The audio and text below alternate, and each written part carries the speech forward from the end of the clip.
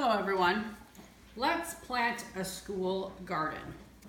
The National Center for Education Statistics says that children are in school for approximately 15,000 hours between the ages of kindergarten and 12th grade. That's 7 hours a day times 180 school days a year times 12 years equals a little over 15,000 hours spent in school each day. Now, as we all know, children tend to get tired and bored, and if they get tired and bored, they tend to get themselves into trouble. Classroom management can be a struggle, but if they had something to look forward to, a project to take pride in, it would boost the kids' morale, which would naturally take care of a lot of these behavioral issues. So, another good reason is that I'm going to talk about who the garden would benefit. It's going to benefit our students, our school, and our communities. We'll start with the students.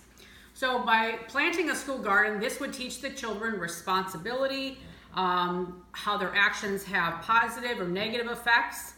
It would get them out and about. Instead of the CDC says that obesity affects nearly 1 in 5 school children, and a lot of that comes from eating too much processed foods and not getting enough exercise. So by planting a garden, the kids would get out, get exercise, and they would learn to develop a taste for fresh garden vegetables. Emily Ozair talks about how when kids, by planting a school garden, it could be beneficial because other kids would see other kids eating vegetables, and so essentially you're using peer pressure, a good kind of peer pressure, because one kid would see another kid eat vegetables and they'd be like, oh, I want to eat vegetables too. And so using peer pressure, they would draw on that peer social influence to promote consuming vegetables on a regular basis. Well, how would the garden benefit the school? Well, it would give the students a break from classroom, which would give the teachers a little bit of a break, which would help them, give them more time to plan, give them a little bit of a brain break. Students would stay healthier because they're eating vegetables and getting physical activity.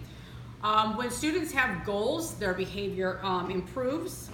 Pepin Schrienmacher, the author of School Gardening in Bhutan, states that school gardening increases the children's awareness about vegetables and their preference for healthier food. So if they're eating fresh vegetables from the garden, not only that they just got from the farmer's market, but things that they actually planted and harvested themselves, and they start to develop a taste for, a fresh, juicy red tomato or a crisp cucumber, they're going to be much more likely to want to eat those. How would the school garden benefit the community? Well, students could donate extra vegetables to soup kitchens, food pantries, their school cafeteria, and learn to be selfless and think about someone else besides themselves. So I've developed a GoFundMe account for this, a GoFundMe campaign for this school garden. All proceeds will go directly to buying seeds, compost, gardening tools, and if you would consider donating to this, we would really appreciate it.